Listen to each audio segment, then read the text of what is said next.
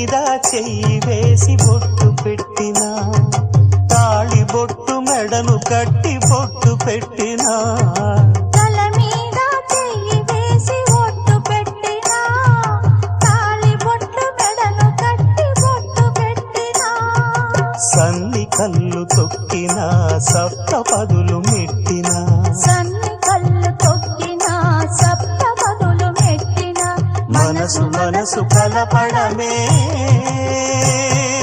మంత్రం పరమార్థం. శ్రీరస్తు శుభమస్తు, శ్రీరస్తు శుభమస్తు.